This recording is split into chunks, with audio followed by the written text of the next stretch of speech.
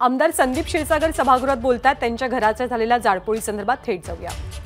30/10/2023 ला एक दुर्दैवी घटना माझ्या जिल्ह्यामध्ये, जी बीड जिल्ह्याच्या इतिहासामध्ये घडली नाही किंवा घडून आणलेली गोष्ट आमच्या बीड जिल्ह्यामध्ये झाली। त्या दिवशी अध्यक्ष महोदय, मी विचार केला की मराठा आरक्षणासंदर्भातला जाहीर पाठिंबा आमदार म्हणून आम्ही दिला आणि माझ्या मतदारसंघामधल्या जिल्ह्यामध्ये सर्व समाज बांधवांनी दिला। अध्यक्ष महोदय, ही जेव्हा घटना घडली तेव्हा मी बीडमध्ये नव्हतो। दुपारपासून कार्यकर्त्यांचे किंवा सामान्य लोकांचे फोन आले की कुणाची दुकान फुटते, कुणाचं घर जळतंय। ते सर्व होऊन तर ते माझ्या घरापर्यंत आलं। माझ्या घरापर्यंत येऊस तर पोलीस प्रशासनाला मी कमीत कमी 5-10 तिथं अध्यक्ष महोदय बोललो, पण कोणत्याही प्रकारची कारवाई तिथं त्या 7-8 घंट्यामध्ये झाली नाही। अध्यक्ष महोदय, मी क्रम थोडंसं सांगतो, मला वेळ द्या या विषयामध्ये। 2-2:30 वाजता अध्यक्ष महोदय हा सगळा प्रकार बीड शहरामध्ये चालू झाला। सुभाष रोडवरतून व्यापाऱ्यांचे दुकान फोडण्यापासून, सर्व पक्षांचे कार्यालय फोडण्यापासून, जाळण्यापासून हा प्रकार चालू झाला। आणि सर्वात महत्वाचं म्हणजे या ठिकाणी हे सर्व प्रकार होत असताना तिथं पोलीस होते, तिथं पोलीस बंदोबस्त होते। या प्रकारचे सर्व सीसीटीव्ही फुटेज माझ्याकडे आता सुद्धा आहेत, ते मी आपल्याला अध्यक्ष महोदय मी देतो। माझ्या घरापर्यंत येऊस तर अध्यक्ष महोदय असं लक्षात आलं हा पूर्ण प्रकार बघितल्यानंतर की वेल ट्रेनिंग आणि वेल प्लॅन हा प्रकार सगळा घडून आणला होता। कोण का जेव्हा घरी हे काही समाजकंटक काही ह्यांनी हा प्रकार जेव्हा चालू केला अध्यक्ष महोदय, त्यांनी प्लॅनिंगनी घराच्या लाईटीचे कनेक्शन तोडले, पाण्याचे कनेक्शनचे पाईपचे त्यांनी कनेक्शन तोडले आणि माझ्याकडे त्याचं सीसीटीव्ही फुटेज आहे अध्यक्ष महोदय। हा प्रकार चालू असताना तिथं पोलीसची एक गाडी माझ्या गेटच्या बाहेर उभी आहे आणि हे लोक आल्यानंतर ती पोलीसची गाडी ही बाजूला सरकली आणि सर्वात महत्वाचं की माझ्या घराचं गेट म्हणजे रस्ता ओलांडल्यानंतर पोलीस मुख्यालय साहेब अध्यक्ष महोदय, म्हणजे तिथं रिझर्व्ह फोर्स तिथं असते, सगळी पोलीस यंत्रणा दंगल पथक तिथं उपस्थित असतं आणि हे प्रकार झाल्यानंतर पोलिसाची गाडी तिथून निघून जाते साहेब। आणि FIR ची कॉपी माझ्याकडे आहे साहेब। त्या FIR च्या कॉपीमध्ये तिथं पोलिसांनी जी फिर्याद दिली त्या फिर्यादीमध्ये असं सांगितलं की तिथं बुलेटच्या गोळ्या चालवल्या किंवा धुराच्या कांड्या तिथं आपल्याला चालवल्या, पण त्या सीसीटीव्ही फुटेजमध्ये असला कोणताही प्रकार तिथं झालेला नाही साहेब। हे क्लिअरपणे म्हणजे शहरामध्ये जेवढे फुटेज हा प्रकार जिथं तिथे झाला हे तिकडे सगळीकडे झाले साहेब। आणि पूर्ण 1 तास माझं घर जळत होतं, माझे कुटुंब आतमध्ये होतं। माझा लहान मुलगा वारंवार मला फोन करत होता की बाप्पा तुम्ही लवकर या, लवकर या, आपल्या घर जळतंय, आपल्या घरात बॉम्ब टाकतात। अध्यक्ष महोदय, आमदार म्हणून मी सर्वांना हा प्रश्न विचारतो की आपल्या घरावरती आपल्या मतदारसंघामध्ये अशी जर परिस्थिती निर्माण झाली असती आणि आपण घरी नसतो आणि पोलीस प्रशासनाला आपण वारंवार फोन करतोय, पण साधं तिथं सायरन सुद्धा वाजलं नाही अध्यक्ष महोदय, आणि 1 घंट्यानंतर सगळं घर जळाल्यानंतर कसं बसं माझं कुटुंब त्या परिस्थितीतून वाचलंय अध्यक्ष महोदय। बरं, हे झाल्यानंतर सर्वात महत्वाचं की मी जे तुम्हाला म्हणलं की हे वेल प्लॅन्ड होतं, हे जे मुलं चालत होते हे काही म्हणजे हे 7 ते 8 तासामध्ये हे शहरामध्ये पायी चालत होते अध्यक्ष महोदय। म्हणजे एका ठिकाणून दुसऱ्या ठिकाणावर जायला हे काही मोटरसायकलवर जात नव्हते अध्यक्ष महोदय, आणि पोलीस प्रशासन त्यांच्या सोबत चालत होतं। आणि एक ठिकाणून एखादं ऑफिस जाळलं किंवा एखादं ऑफिस फोडल्यानंतर दुसऱ्या ठिकाणी जात असताना हे एकमेकाला खोलून सांगत होते की इकडचं काम झालेलं आहे, पुढच्या क्रमांकावरती चला। या पूर्ण घटनेला जिथं जिथं दगडफेक झाली, जिथं जिथं ह्या गोष्टी झाल्या त्याला क्रमांक दिले होते। म्हणजे हे त्यांनी त्यांच्या अंगावरती सॅक लावले होते, तिथं पेट्रोल बॉम्बचा उपयोग झाला, फॉस्फरस बॉम्बचा उपयोग झाला। माझ्यानंतर हे गेल्यानंतर जयसिंग काका सोडून त्यांच्या घरी गेले अध्यक्ष महोदय, त्यांचं घर सुद्धा जाळलं। मी तिथं सुद्धा परिस्थिती बघण्यासाठी मी तिथं गेलो होतो। अहो, त्यांच्या घराची परिस्थिती वाईट होती। मला सांगा, त्यांचं मंदिर सुद्धा तोडलो, मंदिर सुद्धा तोडत असतात हे लोक। त्याच्यानंतर ते शिवाजीदादा पंडित त्यांच्या घरी गेले, त्यांचे कार्यकर्ते तिथे जमले, त्यांच्यात सुद्धा तिथं तुफान दगडफेक झाली. दगडफेक झाल्यानंतर सुद्धा माझ्या कानावरती असं आलं की ते लोक गेल्यानंतर तिथं धुळाच्या कांड्या चालल्या. त्याच्यानंतर ते बस स्टँडमध्ये गेले, बस स्टँडमध्ये बसच्या तोडाफोडी केल्या. हे सर्व करत असताना ते पायी चलत शेवटी सिव्हिल हॉस्पिटलमध्ये गेले. मला वाटतं 8:30-9चा प्रकार. तिथं सगळ्यांनी चेहरे धुतले आणि चेहरे धुवून आपल्या आपल्या पद्धतीने तिथून निघून गेले अध्यक्ष महोदय. आणि ह्याचे सगळे फुटेज, ह्यांच्या गाड्या कुठून येतात, गाड्याचे नंबर काय आहेत. बरं, ह्याच्यानंतर ह्या सर्वांना अध्यक्ष महोदय अटक झाली. अटक होऊन सुद्धा 20-22 दिवस झालेत अध्यक्ष महोदय. पण कोणत्याही पद्धतीचा तपास, खरं तर हे सगळे कोऑर्डिनेटर आहेत, गृहमंत्री साहेब हे सगळे कोऑर्डिनेटर आहेत, एकमेकाला फक्त हे कोऑर्डिनेट करून सांगत होते की या नंबरवर चला आणि त्या नंबरवर चला. खऱ्या अर्थाने ह्याचा मास्टर माइंड कोण आहे हे हुडकून काढणं फार गरजेचं आहे. आदरणीय भुजबळ साहेबांनी सुद्धा माझ्या घरी भेट दिली. भुजबळ साहेब आपले कौटुंबिक संबंध आहेत आणि आपण घरी भेट दिली, आपण माझ्याबद्दल बाहेर सुद्धा बोलले. पण मी प्रामाणिकपणे सांगतो अध्यक्ष महोदय, मी ह्याचा सर्व एक आमदार म्हणून, लोकप्रतिनिधी म्हणून ह्या सर्व प्रकारचं बारकाईने जेव्हा परिस्थिती ही बघितली, त्याच्यानंतर मला हे लक्षात आलं की ह्या घटनेमध्ये मराठा समाजाच्या आंदोलकांचा कुणाचाही संबंध नाही किंवा इतर समाजाच्या कुणाचाही संबंध नाही. हे जेव्हा सीसीटीव्ही फुटेजमध्ये काही लोकांचे चेहरे आले किंवा शहरामध्ये हे गावगुंड फिरत असताना जे लोकांनी बघितलं, त्यांच्या चेहऱ्यावरून लक्षात आले हे कुणाशी ना कुणाशी निगडीत आहेत अध्यक्ष महोदय. आणि जेव्हा ह्यांचे कॉल रेकॉर्ड किंवा ह्यांचे सगळे रेकॉर्ड जर काढले, ते हे त्या घटनास्थळी कुणाला बोललेत हे पूर्णपणे लक्षात येऊ. अध्यक्ष महोदय, हा फक्त माझ्या घराचा किंवा मतदारसंघाचा विषय नाही. बीड शहरामध्ये, बीड जिल्ह्यामध्ये हा प्रकार झाला, हा पूर्ण महाराष्ट्राने बघितला. आणि हा प्रकार झाल्यानंतर समाजामध्ये ओबीसी आणि मराठा समाजामध्ये तेढ निर्माण करायचं काही लोकांनी प्रश्न केला. पण माझं घर चाललंय, माझं कुटुंब अडचणीत होतं, माझा लहान मुलगा अडचणीत होता. साहेब, मी या विषयामध्ये खोटं बोलणार नाही. माझी विनंती आहे भुजबळ साहेबाला की भुजबळ साहेब, आपण माझं झाल्यानंतर आपण या विषयामध्ये ह्याच्या खोलापर्यंत गेलो पाहिजे, ह्या कोऑर्डिनेटर कडून ह्याचे मास्टर माइंड काढले पाहिजे आणि ह्याचा तपास खालपर्यंत गेल्यानंतर पूर्ण महाराष्ट्रासमोर चित्र आलं पाहिजे आणि आपण ह्याची न्यायालयीन म्हणजे चौकशी ही आपण मागावं, ही माझी विनंती आहे. गृहमंत्री साहेब, मी एक आमदारांनी, सभागृहातल्या सगळ्या आमदारांसमोर ही कळकळीची विनंती आहे की ते 7-8 तास माझं मतदारसंघ आणि माझं घर जेव्हा जळत होतं, प्रत्येक व्यापाऱ्याचे दुकान जेव्हा फुटत होते, ती मी परिस्थिती बघितली. माझी एवढीच प्रश्न आहे गृहमंत्री साहेबांना की 7-8 तासामध्ये पोलीस प्रशासन का मध्ये तिथं आलं नाही. एक प्रकरण मी बघितलं, मुख्यमंत्री साहेबांचा एक व्हिडिओ बघितला, एक बातमीमध्ये बघितलं की खडसे साहेबांची तब्येत खराब झाली तर त्यांनी एअर अँब्युलन्स तिथं पाठवली आणि माझं शहर आणि माझं घर 7-8 तास जळत होतं. पोलीस मुख्यालय माझ्या समोर होतं, पोलिसाची गाडी माझ्या घराच्या दारात होती. पोलीस शहर फुटत असताना त्या सीसीटीव्ही फुटेजमध्ये सगळीकडे पोलीस आहे. कशामुळे पोलीस प्रशासनाने ह्या संदर्भात, खऱ्या अर्थाने मला पोलीस प्रशासनावरती टीका करायची नाही. मी का आतापर्यंत मी बघितलंय की आम्ही जेव्हा पण त्यांना कोणतंही प्रकरण सांगतो ते एकदम पुढाकाराने आम्हाला मदत करतात. पण माझा प्रश्न असा आहे की त्यांचे त्या 7-8 तासासाठी कुणी त्यांचे हात आवरले. दुसरा विषय, आपण या विषयामध्ये गृहमंत्री साहेब, आपण न्यायालयीन चौकशी लावणार का आणि ह्या कोऑर्डिनेटर जे आहेत ह्यांचे सीडीआर वरतून ह्यांचे मास्टर माइंड आपण काढणार का, एवढा माझा प्रश्न आहे.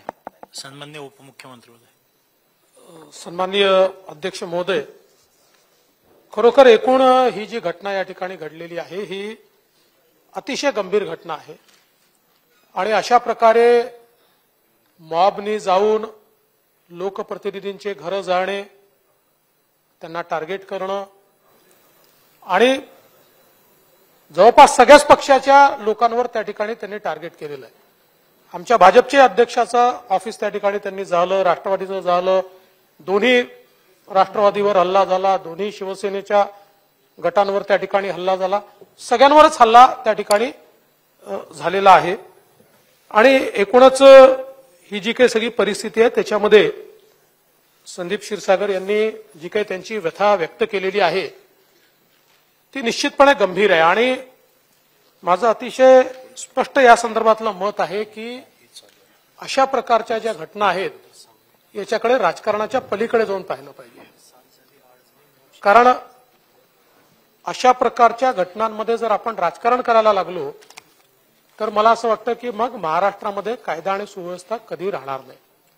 आणि म्हणूनच पहिल्यांदा तर जी काही घटना घडली त्यावेळी जो काही अवेलेबल पोलीस फोर्स होता हा पोलीस फोर्स त्या ठिकाणी जी कारवाई करता येत होती ती करत होता. आणि जर त्या पोलीस फोर्सने काहीच कारवाई केली नसती तर घटना याहीपेक्षा गंभीर झाली असती. मात्र हे तेवढंच खरं आहे की जेवढ्या मोठ्या प्रमाणात लोक एकत्रित झाले होते त्या मनाने तो फोर्स कमी होता. बाहेरून जो फोर्स पाठवला तो फोर्स पोचतपर्यंत वेगवेगळ्या ठिकाणी या घटना झाल्या होत्या. आणि असा मॉब एकच मॉब सगळीकडे गेला असं नाहीये, वेगवेगळे मॉब तयार झालेले आहेत. आता जे काही आपण त्याची तपासणी केली काही लोक कॉमन दिसत आहेत, म्हणजे 3-4 लोक असे आहेत जे 2-3 स्पॉटवर आहेत, 3-4 लोक काही लोक असे आहेत ते 4 स्पॉटवर आहेत. पण प्रत्येक स्पॉटवर वेगवेगळे लोक देखील त्या ठिकाणी आपल्याला मोठ्या प्रमाणात पाहायला मिळत आहेत. आणि म्हणून या संदर्भात आपण जर बघितलं तर माजलगावची केस असेल किंवा बीडची केस असेल मोठ्या प्रमाणात या ठिकाणी आपण अटक केलेली आहे. एकूण 278 आरोपी हे आतापर्यंत अटक झालेले आहेत, ज्यातले 30 आरोपी असे आहेत की जे सराईत गुन्हेगार आहेत, ज्यांच्यावर वेगवेगळ्या प्रकारच्या मोठ्या गुन्ह्याच्या केसेस आहेत. असे सराईत गुन्हेगार याच्यामध्ये 30 आहेत. आणि अजूनही माजलगावच्या केसमध्ये 40 गुन्हेगार हे फरारीत आहेत, त्यांचा शोध घेणं चाललाय.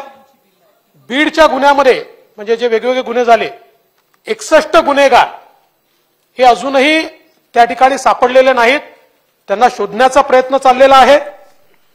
आणि जे वारंवार काही लोक मांडण्याचा प्रयत्न करतायत किंवा तुम्ही निष्पापांना पकडताय, ज्यांची ऍक्टिव्ह याच्यामध्ये पार्टिसिपेशन होतं, ज्यांना ज्यांना पकडलाय, असं आहे मॉब पॅसिव्ह असतो ऍक्टिव्ह असतो. मॉब तर 5000 लोकांचा देखील असू शकतो, पण ते सगळे 5000 लोक पकडलेले नाही आहेत. ज्यांच्या विरुद्ध सबळ पुरावा आहे, जे लोक हे सगळं करताना दिसत आहेत आणि मेजर लोकांच्या विरुद्ध सीसीटीव्हीचं फुटेज आहे, पण आपल्याकडे तिथे सीसीटीव्हीचं कव्हरेज असं नाही आहे की ज्याच्यामध्ये 360 डिग्री आपल्याकडे कव्हरेज येईल. जसं प्रकाशदादांच्या घरी जे जाळायचा प्रयत्न करत होते त्यातल्या एका मॉबने सीसीटीव्ही फोडून टाकलाय, त्यामुळे त्याचं काही आपल्याकडे फुटेजच नाहीये. तर केवळ फुटेज नाही तर ज्यांना आता आरोपींना पकडलं, या आरोपींची चौकशी झाली, त्यांचे व्हॉट्सअपचे मेसेजेस कोणी कोणाला काय एक्सचेंज केलेले आहेत, टेक्स्ट मेसेजेस कोणी कोणाला काय एक्सचेंज केलेले आहेत, प्रत्येकाचं मोबाईल लोकेशन काय हे त्या ठिकाणी बघितलेलं आहे. आणि मग ज्यांच्या ज्यांच्या विरुद्ध पुरावे मिळालेले आहेत अशा लोकांना या ठिकाणी अटक केली आहे. आणि हे जे मी सांगितलं अजून 101 लोक 61 लोक बीडचे आणि 40 लोक माजलगावच्या केसमधले, या लोकांच्या विरुद्धही सबळ पुरावे, त्यामुळे त्यांना देखील अटक या ठिकाणी करण्यात येणार आहे. आणि आपण या ठिकाणी जे सांगितलं हे खरं आहे की पोलिसांची कारवाई याहीपेक्षा जास्त व्हायला हवी होती, पण दुर्दैवाने पोलिसांची संख्या आणि जे दंगलखोर लोक होते त्यांची संख्या या संख्येत एक मोठा फरक होता. आणि म्हणून त्या ठिकाणी नवीन फोर्स जो पाठवला तो फोर्स पाठवतपर्यंत हे काबूमध्ये आणणं कठीण गेलं, हे देखील तितकंच सत्य आहे. दुसरं असं आहे की आता आम्ही हेही तपासून पाहतो की हे प्लॅन्ड होतं का, याच्यामध्ये अशा प्रकारचे जे काही हल्ले आहेत हे ठरवून त्याची तयारी करून या संदर्भात अशा प्रकारचा हल्ला केलाय का, लवकरच ते देखील लक्षात येईल. आपण जे म्हणताय याच्या मागचे मास्टर माइंड आहेत का, त्याही दिशेने आम्ही चाललो. आणि हे जे आता फरार आहेत याच्यातले काही लोक सापडले की मग ज्या काही मास्टर माइंड संदर्भातल्या शंका आहेत त्या शंका देखील या ठिकाणी त्याचंही निरसन हे निश्चितपणे या ठिकाणी होईल. आणि म्हणून या घटनेला सरकारने अत्यंत गांभीर्याने घेतलाय. या संदर्भात जी कारवाई करण्याची आवश्यकता आहे ती सगळी कारवाई आम्ही केलेली आहे. आणि कुठल्याही प्रकारे याच्यामध्ये कोणी असो, कुठल्या पक्षाचा आहे, जातीचा आहे, धर्माचा आहे, काही न पाहता याच्यामध्ये कारवाई ही करण्यात येईल हा विश्वास मी आपल्याला देतो. आपल्यापैकी अनेकांशी पोलीस बोललेले आहेत. आपण ज्या शंका व्यक्त केलेल्या आहेत त्याच्यावरही आमचा तपास चाललेला आहे. त्यामुळे याच्यामध्ये कुठल्याही प्रकारे मागे हटण्याचं कारणच नाही. याच्यामध्ये आम्ही मागे येणार नाही. अध्यक्ष महोदय, सन्माननीय उपमुख्यमंत्री गृहमंत्र्यांनी माहिती दिली. अध्यक्ष महोदय, एवढा मोठा हल्ला होणार आहे आणि इंटेलिजन्सला कळू नये हे मला काही खरं वाटत नाही. मी फार जबाबदारीने सांगतो की बीडच्या एसपींना जिल्ह्यामध्ये बीडमध्ये काहीतरी होण्याची शक्यता आहे अशी वॉर्निंग ऑलरेडी 3 दिवस आधी देण्यात आलेली होती. त्यांना कळवण्यात आलेलं होतं की काहीतरी होण्याची शक्यता आहे आणि त्यामुळं त्यांच्याकडून हलगर्जीपणा झालाय यात तर काही शंका नाही. सकाळी माजलगावला जाऊन अध्यक्ष महोदय प्रकाशदादा सोळंकींच्याकडं घराला आग लावण्यात आली. त्यावेळी तिथल्या फुटेजमध्ये पोलीस दिसतायत तिथं आणि स्वतः एसपी तिथं जाऊन जे बसले ते तिथनं बाहेर आलेच नाही. सगळं बीड शहर जळत असताना माजलगाववरून जिल्हा पोलीस अधीक्षकांना बीडला येण्याची इच्छा झाली नाही. आणि सन्माननीय उपमुख्यमंत्र्यांनी जे सांगितलं की पोलीस कमी होते, पोलीस कमीच असतात लोकसंख्येच्या, फायरिंग का नाही केलं? त्यांना जरब बसण्यासाठी पोलिसांनी किमान हवेत फायरिंग करायला पाहिजे होतं. पोलीस 50च असतात, मॉब 1000-2000चा असला तरी व्हॉट इज एक्सपेक्टेड इज पोलिसांनी आता 5000चा मॉब म्हटलं 5000 किंवा 1000भर पोलीस आणू शकत नाही पण कधी. त्यामुळे फायरिंग करून त्यांना दहशत करून जागेच थांबवलं. राष्ट्रवादीचं कार्यालय सकाळी जाळण्यात आलं. त्यानंतर संदीप क्षीरसागरांच्याकडे घरात शिरले, जयदत्त अण्णा क्षीरसागरांच्याकडे काही झालं. त्यानंतर जयसिंगराव सोळंकींच्याकडे झालं. शिवाजीराव पंडित साहेबांच्या घरावरही गेलेले होते. हे जे पद्धत जी झाली ती ह्या शहरात मॉब फिरत होता. आपण जे म्हटला वेगवेगळ्या ठिकाणी वेगळे, तसं नव्हतं. हे सगळे नंबर दिलेले होते आणि हे फिरत होते. 15 नंबर, आता 22 नंबर. मॉब फिरतोय शहरामध्ये. यांनी तर सांगितलं आता सन्माननीय सदस्यांनी की घरासमोर पोलीस गाडी हल्ली, समोर पोलीस हेडक्वार्टर आहे. तरीही जर आपण संरक्षण सामान्य विधानसभेच्या सामान्य माणूस तर लांबच आहे आता. म्हणजे लोकांच्या प्रतिनिधीचं संरक्षण करण्याची देखील ताकद महाराष्ट्र पोलिसांच्यात राहिली नाही असा मी निष्कर्ष काढेन. आणि म्हणून अध्यक्ष महोदय, माझा प्रश्न आहे की गोपनीय शाखेला हा अंदाज, माझी माहिती आहे की हा अंदाज आलेला, इन्फॉर्मेशन त्यांना दिलेली पूर्ण माहिती होती त्याला की होणार आहे. आणि मी स्वतः 7-8 वेळा फोन केला त्या डीएसपींना. डीएसपीनी मेसेज टाकला किमान एकदा तरी फोन घ्यायचा. ठीक आहे, माझा फोन का मी करत होतो तर संदीप क्षीरसागर म्हणत होती माझी बायका मुलं माझ्या घरात अडकलेत, साहेब कुठल्याही परिस्थितीत फोन करा, पोलिसांना पाठवा. मी आयजीना फोन केल्यावर आयजींनी 2 वेळा फोन घेतला आणि मग काहीतरी त्यांनी अरेंजमेंट केली. माझा मुद्दा एवढाच आहे अध्यक्ष महोदय की पालकमंत्र्यांनी एसआयटी स्थापन करण्याची मागणी केली. अजून का एसआयटी स्थापन नाही केली? तुमचा इंटरेस्ट काय मला काही कळत नाही. पालकमंत्र्यांनी ज्यावेळी घोषणा केली आणि मागणी केली, दुसऱ्या दिवशी फडणवीस साहेब एसआयटी स्थापन करायला पाहिजे होती. ती स्थापन न करण्याचं कारण काय, हा दुसरा प्रश्न. तिसरा प्रश्न, मी आता परवाही कालही भाषणात सांगितलं, त्या अंतरवाली सराटीला लाठीचार्ज झाला, त्याची चौकशी करा, न्यायालयीन चौकशी करा म्हणतोय. तसे हेही प्रकरण न्यायालयीन चौकशी करायचं आहे. कारण या शहरामध्ये एक मॉब फिरतोय आणि फिरत असताना त्यांना कुणी हटकाव करत नाही आणि साधी फायरिंग करून, जरा फायरिंग केलं तर इथं बसलेले सगळे बाहेर जातील. अध्यक्ष महोदय, जीवाची भीती प्रत्येकाला असते. परत हे जे फिरत होते ते कोणत्या अंमली पदार्थाच्या प्रभावाखाली होते हेही बघण्याचं, ही माहिती अध्यक्ष महोदय मिळणं आवश्यक आहे. आणि सगळ्यात महत्वाचं म्हणजे पप्पू शिंदे नामक, शेवटचा प्रश्न, पप्पू शिंदे नामक त्यात एक कोऑर्डिनेटर आहे. हा पप्पू शिंदे हा एका राजकीय पक्षाचा अध्यक्षाचा भाचा आहे. पप्पू शिंदे आणि त्याच्याबरोबरचे सगळी गँग ही त्या शहरात या सगळ्यांचं नेपथ्य करत होती. आणि त्यामुळं भुजबळ साहेब दुसऱ्या दिवशी जाऊन आले, त्या दिवशी त्यांनी जी भावना मांडली ती योग्य आहे. कुठल्याही लोकप्रतिनिधीच नाही, सामान्य माणसाचं घर जळलं तरी आपण जाऊन बघून त्याला दिलासा देतो.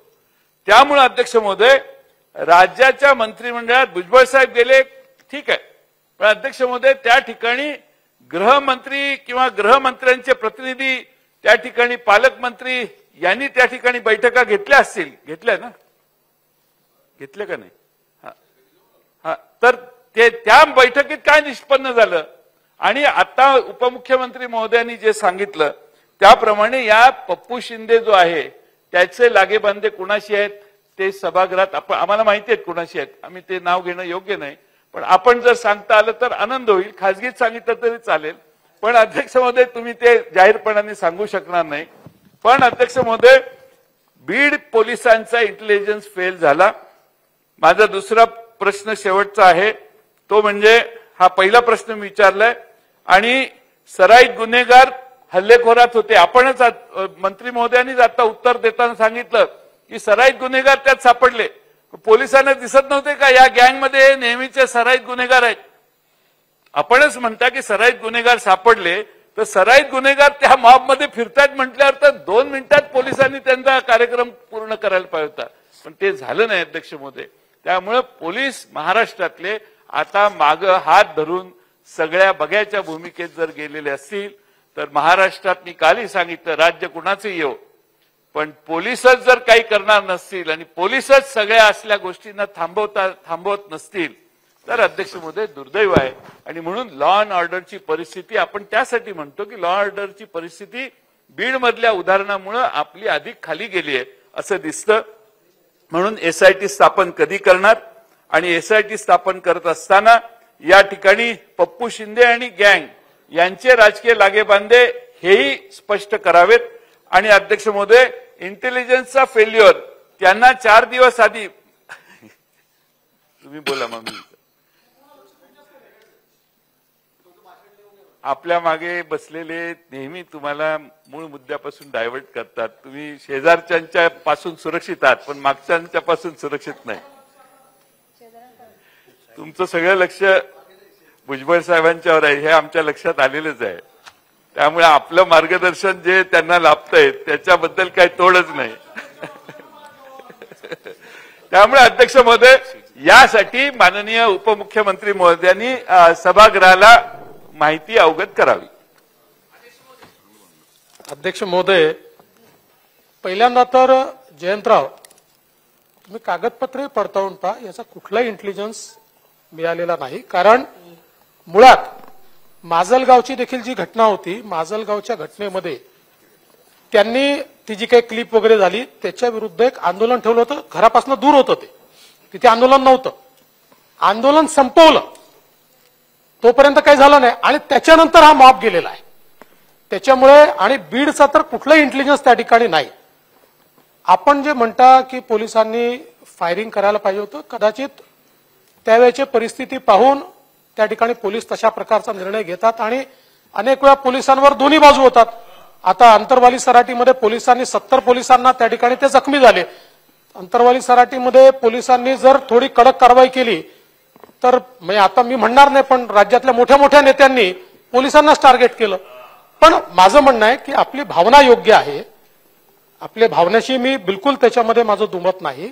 याच्यामध्ये कदाचित अजून कडक कारवाई करता आली असती, पण अनेक वेळा तिथली परिस्थिती पाहून, आता जसे 30 लोक आहेत, आता एवढा 5,000 लोकांचा मॉब आहे, तिथे काही पोलीस एवढ्या संख्येने नाही आहे की अरे हा सापडला याला उचलून घेऊन जाऊ.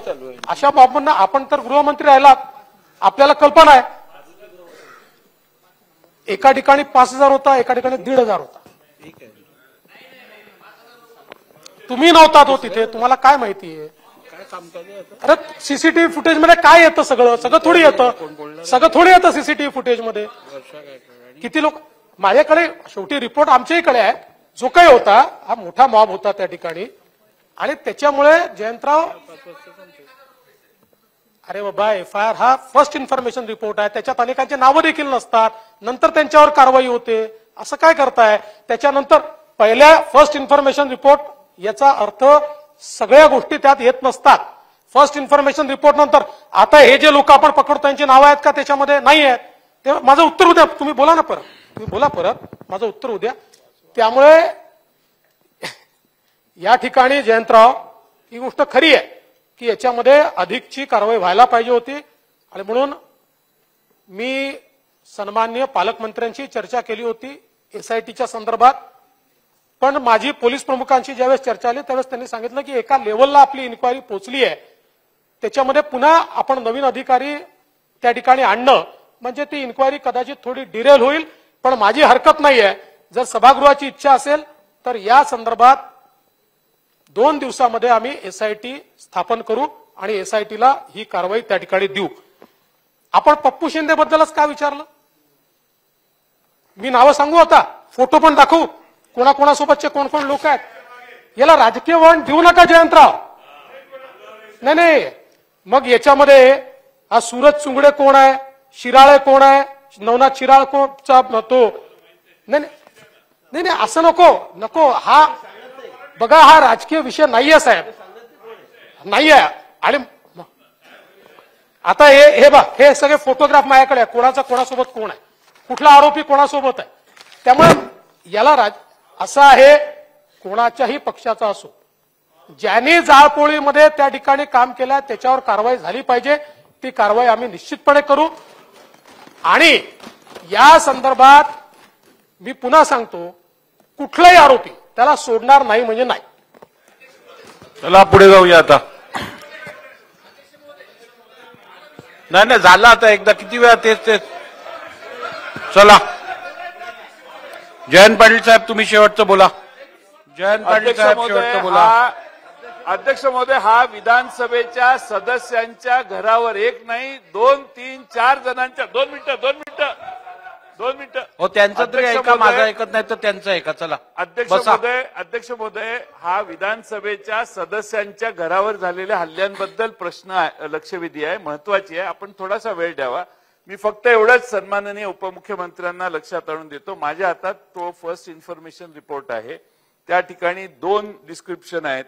30 तारखेला 17:30 ते 18च्या सुमारास मोटरसायकलवर अचानक 200 ते 250 लोकांचा बेकायदेशीर जमाव हातात झेंडे वगैरे घेऊन आला. पुढं मध्येच एक आहे, बेकायदेशीर जमाव अंदाजे 600 ते 700 एकत्र जमला. त्यामुळे आपण जे 5,000 वगैरे म्हणतात दॅट इज ऑल फॉल्स. हे फर्स्ट इन्फॉर्मेशन रिपोर्ट हे पोलिसांनी दिलेली तक्रार आहे, कुणी प्रायव्हेट माणसाने नाही. त्यामुळे पोलीस अधिकारी किंवा पोलीस कर्मचाऱ्यांनी दिलेली ही किरण गंगाधर पवार 40 वर्ष नोकरी पोलीस उपनिरीक्षक नेमणूक पोलीस स्टेशन बीड शहर यांनी दिलेली FIR आहे. 5,000 इज रॉंग. 200, 250 किंवा 700, 600, 700 म्हणून मी म्हटलं की जे सराईत गुन्हेगार आहेत त्यांना पकडणं आवश्यक होतं.